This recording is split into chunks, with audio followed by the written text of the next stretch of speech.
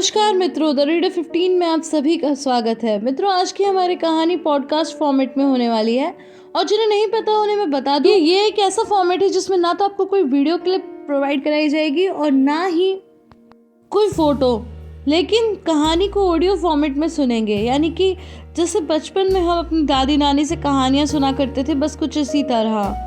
तो आप शांति से आंखें बंद करके लेट जाइए और कहानी सुनते जाइए। गाइस, अक्सर कहा जाता है कि बेटियां अपने पिता की बहुत लाडली होती हैं और पिता तो अपने बच्चों की तकलीफ दूर करने के लिए किसी भी हद तक जा सकते हैं। आज की हमारी कहानी में भी एक पिता अपनी बच्ची की तकलीफ को कम करने की कोशिश करते हैं। वो उसकी जिंदगी में रंग भरना चाहते हैं। अब अपनी बेटी की नीरसता और अकेलेपन को दूर करने के लिए वो ढूंढते हैं एक अनोखा तरीका। पर क्या वाकई उस तरीके से उनकी बेटी की जिंदगी की तकलीफें कम हो पाती हैं, या फिर होगा कुछ ऐसा जो हमें अंदर तक झंझोड़ के रख देगा? आइए सुनते हैं चौंकाने देने वाली कहानी। एक रात बानो अपने कमरे में बिल्कुल अकेली सो रही थी। कमरे में रोशनी का एक तिनका भी न था और धीरे धीरे रात गहराती जा रही थी। इसी गहराती रात में बानो भी धीरे धीरे नींद की आगोश में समाती जा रही थी कि तभी अचानक किसी ने खिड़की के रास्ते से उसके कमरे में दस्तक दी। वो आदमी अपने धीरे धीरे कदमों को बढ़ाते हुए बानो की ओर आने लगा। उसके कदम इतने धीमे थे कि उनकी आहट तक सुनाई न पड़ती थी। इसी तरह धीरे धीरे कदम बढ़ाते हुए वो बानो तक जा पहुंचा और जाते ही उसने बानो का गला जोर से दबाया कि बानो चीखते हुए उठी।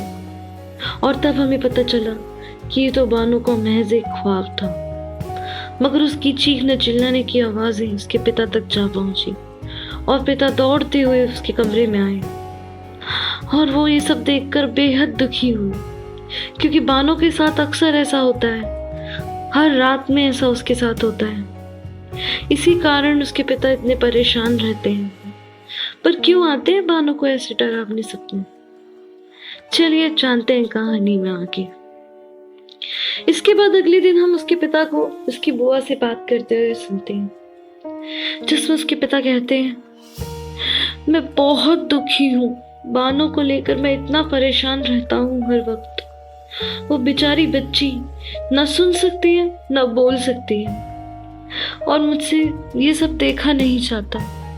पता नहीं इस तरह वो अपनी जिंदगी कैसे काटेगी। तुम्हारी तकलीफ मैं बहुत अच्छी तरह समझती हूँ, इसीलिए तो बार बार चले आती हूँ तुम दोनों बार बेटी का ख्याल रखने के लिए। एक बार भाभी बीमार क्या हुई, वो तो हमें छोड़कर ही चली गई। उनका बुखार तो उस रोज कम होने का नाम ही नहीं ले रहा था। इस पर उसके पिता कहते हैं, मुझसे तो बानो की तकलीफ देखी ही नहीं चाहती। भला इस उम्र में भी कोई इतना उदास रहता है? कभी कभी उसकी सहेली जरूर आ जाया करती है, आयशा, वरना तो वो हमेशा अकेली ही रहती। अभी बानो के अब्बू ये सब बातें कर ही रहे थे कि तभी बानो वहां आ जाती है और उसे देखकर उसके अब्बू से अपने पास बुलाते हैं और कहते हैं, बेटा, पता है खुदा ने तुम्हें ऐसा क्यों बनाया? ताकि तुम इस दुनिया की बुराई को न सुन सको और न बोल सको। इस पर उसकी फूफो कहती है, अरे तुम तो इससे ऐसे बातें कर रहे हो जैसे ये सब कुछ सुन सकती है। इस पर उसके अब्बू कहते हैं, अरे ये बाप बेटी का रिश्ता है, ये दिल से होता है, इसमें किसी को कुछ कहने की जरूरत नहीं पड़ती।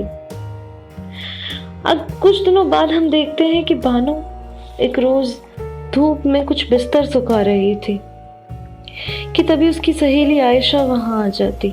वो अक्सर बानो से मिलने आ जाया करती थी और तो बानो का कोई था नहीं, एक वही थी जिसके सहारे वो अपना मन लगाया करती थी। जब उसकी सहेली वहां आती है तो कहती है, अरे बानो, तुम अब कब ये बिस्तर सुखा रही हो? अगर सुबह से सुखा रही होती ना तो अब तक सारे सूख चुके होते। पर बानो तो गुमसुम उदास सी बैठी रहती है कि तभी उसकी फूफो वहां आ जाती है और कहती है, आयशा, तुम अब आई हो? मैंने तुम्हें कहा था ना कि तुम सुबह ही आ जाना। तो कहती है, माँ ने कुछ काम दे दिया था इसलिए नहीं आ सकी, बस अभी फुर्सत मिली है। फिर वो कहती है, पता है तुम्हें, ये सारा बिस्तर ये सब बानो की माँ ने अपने हाथ से बनाया था। बानो के दहेज का सामान सारा का सारा बानो की माँ ने बहुत पहले ही तैयार कर दिया था। इस पर आयशा कहती है, हाँ वो तो बानो को दुल्हन बनते हुए देखना चाहती थी। बानो जब दुल्हन बनेगी ना, तब सबसे ज्यादा खुशी उन्हें ही होगी। वो जरूर उसे ऊपर से ही दुआएं देंगी।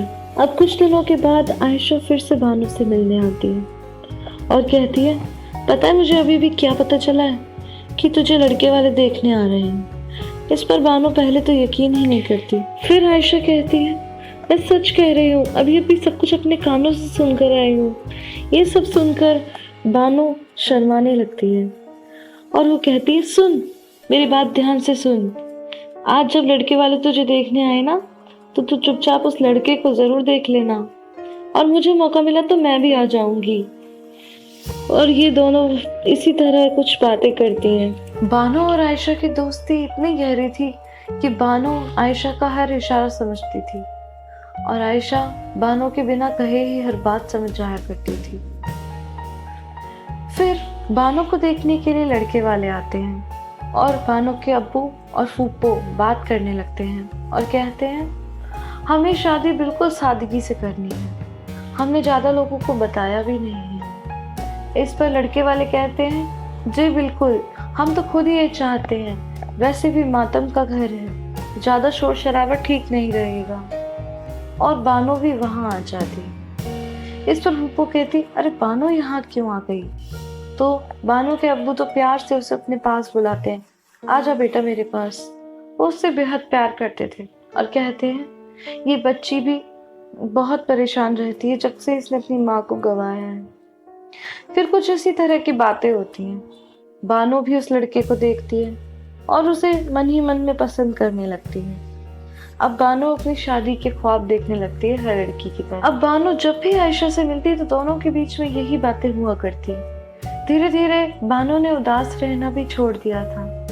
अब वो बहुत खुश रहने लगी थी और अपनी माँ को खोने का गम भी लगभग भूलने लगी थी।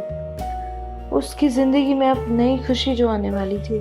अब धीरे धीरे शादी की तैयारियां शुरू होने लगती हैं और एक रोज बानो अपनी सहेली आयशा और अपनी फूफो के साथ शॉपिंग के लिए जाती है। वहां पर उसे एक जोड़ा बहुत पसंद आता है, मगर फूफो ये कहकर डांटती है कि इतना महंगा जोड़ा लेने के लिए क्या जरूरत है, सिर्फ एक रात की ही तो बात है। आयशा कहती है, मगर शादी भी तो एक ही बार होती है ना फूफो, अगर बानो का इतना मन है तो ले लेने दीजिए ना उसे ये जोड़ा। पहले तो वो मानती नहीं, मगर जब बानो को इतना उदास देखती है तो हाँ कहती थी। अब बानो बहुत खुश होती है। वो अपनी शादी की सारी शॉपिंग करने के बाद अपने सामान को एक एक करके देखने लगती है। वो चूड़ियां भी पहनने लगती है। दोनों सहेलियां मिलकर उन सारे सामान को फिर से देखने लगती हैं और बेहद खुश होती हैं। ऐसे करते करते और उसे इतना खुश देखकर उसके पिता भी बहुत खुश होते हैं और कहते हैं कि वाकई मैंने एक अच्छा निर्णय लिया। इसके बाद धीरे धीरे करते हुए शादी का दिन भी आ जाता है। बानो खुशी खुशी वो जोड़ा पहनकर तैयार बैठी होती है। उसकी सहेली भी कहती है कि बारात बस आने ही वाली है, अब तेरी जिंदगी जो बदलने वाली है, अब तुझे यूं उदास नहीं रहना पड़ेगा। मगर देख, अपनी सहेली को मत भूल जाना, कहीं ऐसा ना हो कि इसके बाद तू मुझे याद भी न करे। बस दोनों के बीच में ऐसी ही बातें होती हैं। आज बानो बेहद खुश है। उसकी खुशी का तो कोई ठिकाना ही नहीं है। होता भी कैसे, लड़का जो उसे इतना पसंद है वो आज बहुत खुश है। तो गाइस, क्या लगता है आपको, क्या बानो की खुशी यूं ही बनी रहेगी या फिर ये शादी लेकर आएगी बानो के जीवन में कोई नया तूफान? आइए जानने के लिए सुनते हैं आगे की कहानी। इसी तरह बानो जब अपनी सहेली के साथ कुछ बातें करते हुए खुशी खुशी अपने शादी के सपने देख रही थी कि तभी उसके पिता वहां आ जाते हैं और वो बानो से कहते हैं, बेटा मैंने तुमसे कहा था ना कि मैं तुम्हारे जीवन का अकेलापन जरूर दूर करूंगा, मैं तुम्हें यूं उदास नहीं रहने दूंगा। तुम्हें यूं उदास देखकर मेरे दिल पर क्या गुजरती थी इसका तुम अंदाजा भी नहीं लगा सकते। एक पिता के दिल पर क्या गुजरती है जब उसकी बेटी हर पल उदास रहे। लेकिन अब बस बहुत हुआ, तुम्हें अब और उदास रहना नहीं पड़ेगा।